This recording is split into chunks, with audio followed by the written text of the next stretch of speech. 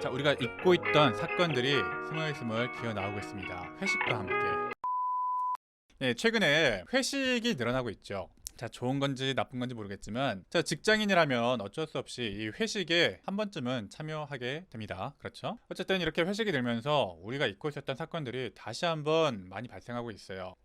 어쨌거나 회식을 하면 밥도 먹고 술도 먹고 노래방도 가고 같이 밥 먹고, 예? 자, 이렇게 하는 건 좋은데 과음하고 인사불성되고 그러면서 여러 가지 사건 사고들이, 특히 법적인 사건 사고가 많이 터지고 있어요. 회식에 피해자가 발생하고 있는 건데 대표적인 게 회식 자리에서의 S 범죄, 이런 범죄들이 많이 생기고 있습니다. 노딱 때문에.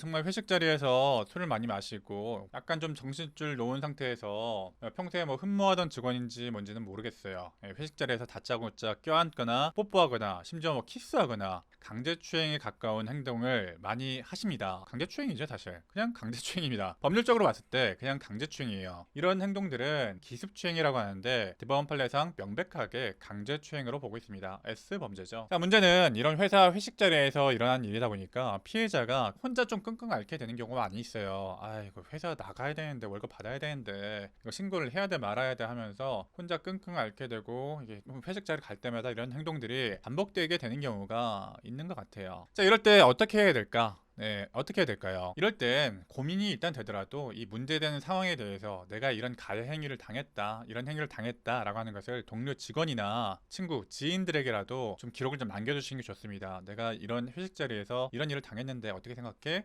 이런 사실관계를 카톡이나 문자로 남겨두게 되면은 나중에 혹시 경찰에 상황을 설명하게 될 때 조금 더 자연스럽게 설명을 할 수가 있게 되고, 또 기억을 상기시키는 데도 도움이 되고, 경찰 입장에서도 앞뒤 전후 사정을 좀 이해하는 데 도움이 됩니다.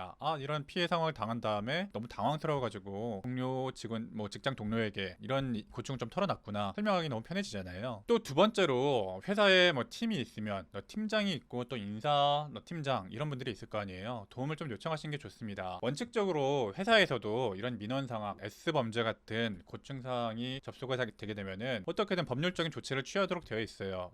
근데 만약에 뭐 팀장이나 인사팀장이 문제를 일으킨 거라면은 뭐 그런 경우라면 어쩔 수 없이 더 위로 뭐 대표까지 뭐 올라가시는 수밖에 없겠죠. 그리고 세 번째로, 법률적인 조치를 취할 계획이시라면은 최대한 빨리 하시는 게 좋습니다. 현실적으로 시간이 지나가면 지나갈수록 법률적인 조치를 하기가 어려워질 수밖에 없어요. 특히 증거의 문제인데 이런 사건에서 CCTV가 있다면 가장 좋잖아요. 근데 CCTV는 보관 기간이 있어요. 공공기관이나 뭐 경찰의 CCTV라면 한 달까지는 보관을 해주지만, 뭐 사적인 영업장, 술집이나 뭐 그런 회식 장소에 사적으로 설치한 CCTV는 보관 기간이 짧을 수가 있고, 뭐 극단적으로는 뭐 3일, 이틀밖에 안 되는 경우도 종종 있어요. 보통 일주일 넘는 경우가 많이 없기 때문에, 그러니까 최대한 빨리 신고하시고 영상 증거를 확보하시는 게 무엇보다 좀 좋을 것 같아요. 그리고 마지막 네 번째로, 경찰 진술을 잘 하셔야 되는데요. 만약에 CCTV가 있다면 다행이지만, 뭐 CCTV가 없고 다른 증거들이 좀 부족하다면, 그렇다면은 진술을 잘 하시는 수밖에 없어요. 당시 피해 상황이나 상대편의 행위, 뭐 대화 이런 것을 디테일하게 묘사를 좀 잘 하셔야 되는데, 당연하게도 이런 피해 상황에서 좀 당황하잖아요.